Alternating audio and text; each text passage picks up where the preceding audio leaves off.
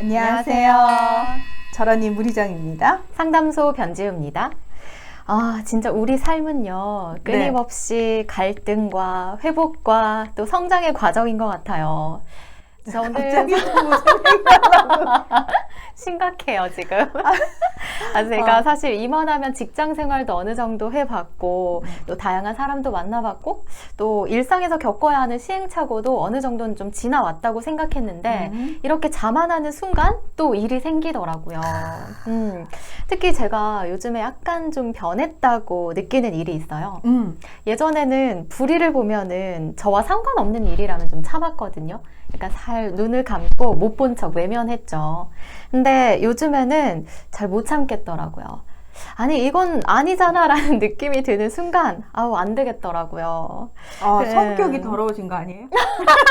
제가 우리 저런이 옆에 붙어 있다 보니까 약간 예전에 누가 그러시던데요. 문 화나라고. 여러분들 센스쟁이.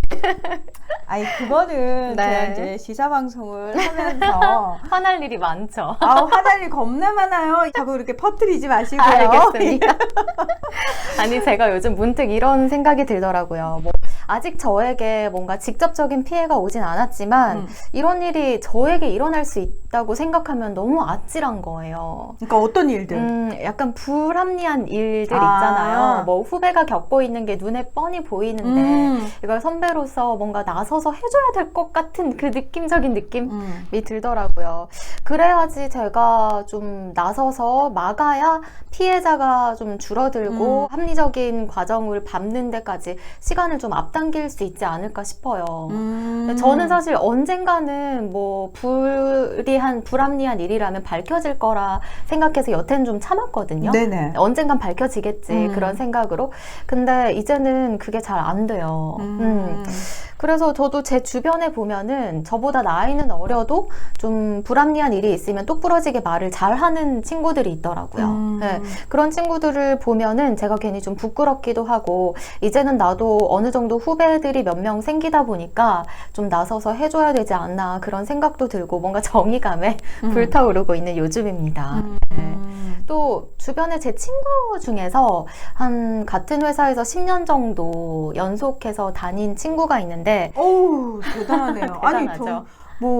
지유 아나운서뿐만 아니라 사실은 저도 그렇게 길게 회사를 다녀본 경험이 없어서 그러니까요. 인내심이 참 대단하신 거네요. 네. 약간 성격이 변했어요, 그 친구도. 어떻게? 그러니까 처음에 보면은 저처럼 약간 좀 정의롭지 못한 일이 있으면 그냥 눈 감고 참고 좀 혼자 감내하고 좀 그랬어요. 그런 편이었는데 얘가 몇 년 전부터는 좀 당당해지더라고요. 당당해지면서 회사에서 무슨 일이 있냐고 물어보면 좀 안 좋은 일이 있으면 선배에게 이건 아니잖아요 라고 얘기를 했더니 그 후에는 자기를 못 건드리더라 이런 얘기를 하는 걸 보면서 이게 참으면 약간 만만한 사람들을 더 건드리면 나만 상처를 받지 않을까 이런 생각에 이젠 불의를 보면 잘 못 참겠더라고요. 그래도 아직은 조금 고민인 건 이게 참는 게 나은 건지 괜히 이 일을 크게 만드는 건 아닌지에 대한 고민은 있어요. 저는 만약에 불의를 보면 참아야 하나요? 정의를 위해서 목소리를 반드시 내야 하나요? 라고 물어본다면은 본인이 그걸 감당할 수 있으세요? 라고 되묻고 싶어요. 그러니까 정의를 외쳤을 때 그 불의에 대해서 항거를 했을 때 오게 되는 그 수많은 이제 후폭풍들 있잖아요. 있죠. 네.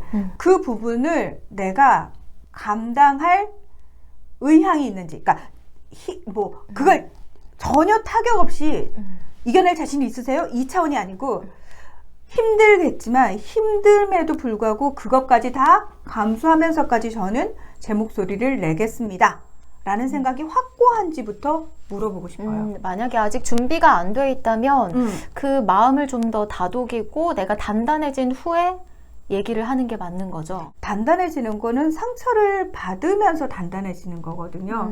상처 없이 단단해질 수는 없어요. 네. 우리가 상처가 딱 나야지만 딱 딱딱한 딱지가 않잖아요. 네. 그것처럼 근데 내가 상처가 나지 않았는데 난 단단해질 거야. 절대 우리 피부는 그렇게 단단해지잖아요. 우리 마음도 피부와 같아서 그렇게 단단해지지 않거든요. 근데 저는 그 후폭풍이 아무리 힘들어도 그 후폭풍을 내가 견디면서까지 이건 반드시 바로 잡아야겠습니다 라는 마음이 들었냐라는 걸 물어보는 거예요. 그러면 제가 목소리를 내지 않으면 더 많은 선의의 피해자가 생기고 네. 또는 정말 억울하게 후배들이 다칠 수 있어요. 그래서 선배인 제가 목소리를 내야겠어요 라는 생각이 정말 확고하다면 목소리를 내되 지혜롭게 내시라는 말씀을 꼭 드리고 싶어요. 제가 지휘 아나운서 얘기를 들으면서 저 첫 직장에서의 모습이 생각이 나는데 저는 별명이 싸움닭이었어요. 왜 싸움닭이었을지 알 것 같죠? 네, 아주 정의롭게 앞장서서. 저는 그게 정의라고 생각해서 그냥 무조건 질렀어요. 네. 부장님 이건 아니잖아요. 국장님 이건 잘못됐잖아요. 사실은 물불을 안 가렸다는 게 맞는 말이죠. 27살 때 문희정은 그랬습니다. 근데 시간이 한참 지나고 나서 보니까 당연히 저는 그때 싸움닭이라는 별명이 좋은 의미가 아니었어요. 다 사람들이 피곤하네. 정말 고개 절레절레 흔들고 심지어 제가 다른 직장을 갔을 때 평판 조회가 가거든요. 거기서 문희정 아나운서는 어떤 사람이었습니까? 그러니까 좋은 얘기가 안 들어오죠. 그게 시끄러웠다고 그냥 자기 주장 강하고 그냥 막 이런 식으로 욕을 했다고 그러더라고요. 네. 그 욕했다는 얘기를 국장님이 저한테 하시더라고요. 문희정 씨 평판 조회를 하려고 내가 그쪽에 전화를 했더니 그분이 문희정 씨 욕을 하대. 그래서 제가 그때 한참 시간이 지난 후여서 아마 그랬을 겁니다. 왜냐하면 그때 저는 물불 안 가리는 열혈 청년이었거든요 라고 얘기를 했어요. 네네. 그땐 제가 지혜롭지 못했습니다 라고 말씀을 드렸어요. 근데 제가 국장님한테 그랬어요. 국장님 그런 평판을 들으셨는데 왜 저를 다시 뽑으셨어요? 그랬더니 우린 그쪽하고 다르지. 우리는 실력만 보거든. 이렇게 얘기를 하시는 거예요. 그래서 저는 되게 좀 멋있는데? 라는 생각을 그래도 약간, 그런 멋있는 어른이 있군요. 그래서 되게 감사했는데 네.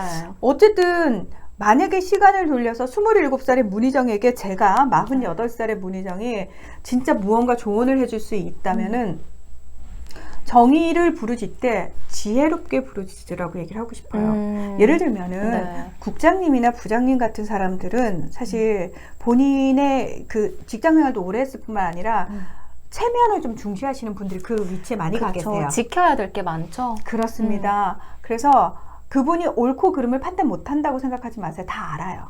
다 알지만 일단 자신에게 어느 정도 해가 되는지부터 계산을 할 수밖에 없는 사실은 그 계산이 빠릿빠릿한 분들만 주로 위로 올라가게 되거든요. 그게 안 되는 분들은 사실 중간에 다 본인이 알아서 나갑니다. 네. 더러워서 못 해먹겠네. 여기는 내가 청춘을 바칠 곳이 아니네 이러고 나가요. 그러다 보니까 조직에 적절하게 잘 조화되는 사람들만 남게 돼요. 그러니까 거기서 유독 더 조직 융화적인 사람이 위로 올라가겠죠. 그렇겠죠. 네. 자, 그러면 그런 분들을 상대로 내가 젊은 혈기로 또는 무조건 정의롭다는 이유만을 들어서 이건 이렇고요, 저건 저렇고요 라고 얘기하는 게 어느 정도의 효과를 미칠 거라고 생각하세요? 전혀. 그렇죠. 전혀 효과적이지 않을 것 같아요. 그렇습니다. 전혀 효과적이지 않습니다. 그저 나는 요주의 대상으로 찍힐 뿐입니다. 그래서 내가 목표했던 것, 그러니까 선의의 피해자가 생기지 않는 것, 그리고 내 후배들을 보호하는 것, 이런 것들, 이 목적을 달성할 수가 없는 상황이 벌어져 버리죠. 오히려 입을 닫은 게 더 지혜로울 수 있겠네요. 그래서 저는 입을 닫으란 얘기를 하지 않습니다. 내부에서 사실 조금 공론화시킬 필요가 있는데, 아무리 이제 회사 사람들, 그냥 사회생활 하면서 만난 사람들이라 할지라도 그래도 마음을 조금 나눌 수 있는 분들이 있잖아요. 저는 그분들하고 이 이야기를 함께 조금 공유를 해보면 어떨까 그런 말씀을 드리고요. 그 다음에 당사자가 된 후배들한테 지침을 줄 필요가 있어요. 지금 이게 문제가 될 수 있고 이로 인해서 니네들이 이런 피해를 받을 수 있으니 앞으로는 이런 행동을 절대 하면 안 된다. 네. 단 후배들에게만 해당되는 말이죠. 그렇죠. 그렇습니다. 그리고 예를 들어서 그 불의를 나보다 선배가 저질렀어요. 그러면 내가 저걸 어떡하지 싶은 생각이 솔직히 들잖아요. 전 눈을 감을래요. 못해요. 저는 근데 나만 그 사람이 그렇게 나쁜 사람, 그러니까 해서는 안 되는 행동을 하는 사람이라는 걸 알고 있을 거라는 생각을 안 합니다. 주변 사람들이 다 이미 알고 있을 겁니다. 알고 있지만 어떤 이유에 의해서 문제 삼지 않는 걸 수 있거든요. 그래서 저는 일단은 피해 대상자들부터 먼저 챙길 것 같아요. 챙기고 두 번째는 그럼에도 불구하고 더 이상 그걸 묵과해서는 안 되겠다라는 생각이 들면은 그냥 내부적으로 조금씩 이야기를 좀 공유를 해야 되지 않을까. 예. 그런 생각이 들어요. 그러니까 약간 스펀지가 물을 머금듯이 그냥 조금씩 이렇게 스며들듯이 공론화를 시켜나가는 게 필요한 그렇죠. 거죠. 네. 그렇죠. 어쩌면 그게 또 지켜보지 못하는 사람 입장에서는 좀 더 현명하고 지혜롭고 현실적으로는 피해가 덜 가는 방법이 될 수도 있을 것 같아요. 그러니까 우리가 저는 사실 굉장히 이상주의적인 사람이거든요. 네. 그러니까 아니 왜 세상은 이래야 되잖아. 사람들은 왜 이래 막 되게 안타까워 속상해고 슬퍼하는데 현실은 뭐 제가 굳이 말씀드리지 않더라도 다 아시겠지만 정말 시궁창 같은 때로는 시궁창 같은 현실이거든요. 네, 시궁창. 네. 아니, 나는 적나라하게 표현해야 된다고 생각해요. 네. 그러면 내가 이 발붙이고 있는 곳에서 어떻게든 너무 동떨어진 이상을 꿈꾸면 안 되지만 현실을 조금이라도 개선시키기 위해서 내가 할 수 있는 것들이 무엇일까를 고민을 해야 되는 게 맞잖아요. 네. 근데 내 힘으로는 혼자서 야 나를 따르라 얍얍얍얍 안 되거든요. 불가능하거든요. 맞아요. 제가 뭐 방송국을 차리지 않는 이상 방송국 차렸는데 또 그런 애들 들어온다? 진짜 질량 보존의 법칙이에요. 또라이 질량 보존의 법칙입니다. 네. 어느 조직이나 일정 수의 또라이가 존재하고요. 있는 게 나아요. 아무리 돌려봐도 또라이가 없어요. 우리 조직은 그럼 내가 나예요. 또라이일 가능성이 높습니다. 맞아요. 예, 그렇기 때문에 그 또라이들을 다 제거를 해버리고 나면 우리 조직은 이상적이 되지 않을까? 누군가는 또라이가 됩니다. 내가 될 수도 있고요. 그렇기 때문에 어떻게 하면 이 또라이들과 조금 현명하게 이 또라이들을 잘 관리하면서 함께 갈 것인지 네. 어떻게 하면 이 또라이들로부터 선의의 피해자가 생기지 않을 것인지를 네. 지혜롭게 고민해야 됩니다. 우리 저런 입에서 자꾸 또라이들 이런 말이 나오니까 귀엽네요. 귀여우세요. 네, 왜야? 또라이가 너무 많아. 아우, 씨. 네. 아무튼, 네. 네, 그렇습니다.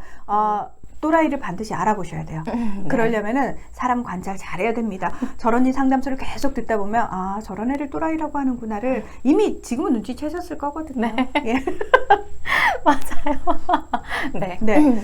자, 또라이가 하는 행동에 또는 생각에 어떤 바운더리를 미리 짐작하여 그들을 옴짝달싹 못하게 애워싸는 방법을 써야 되는데 나 혼자서는 안 돼요. 예. 사람들과 힘을 합쳐야 되고요. 예. 그리고 최대한 조심스럽게 저 사람이 이상해 라는 얘기를 공유할 필요가 있습니다. 네, 조금씩 늘려 나갈게요. 부지런히. 예. 네. 스펀지에 물이 스며들듯이 네. 예. 포기하지 말고. 알겠습니다. 나 저 또라이 때문에 내가 회사 나가고 말지. 여러분은 억울합니다. 그런 건 할 필요가 없어요. 네. 네. 네, 오늘도 저런 이 상담소 함께 해주셔서 고맙습니다. 고맙습니다.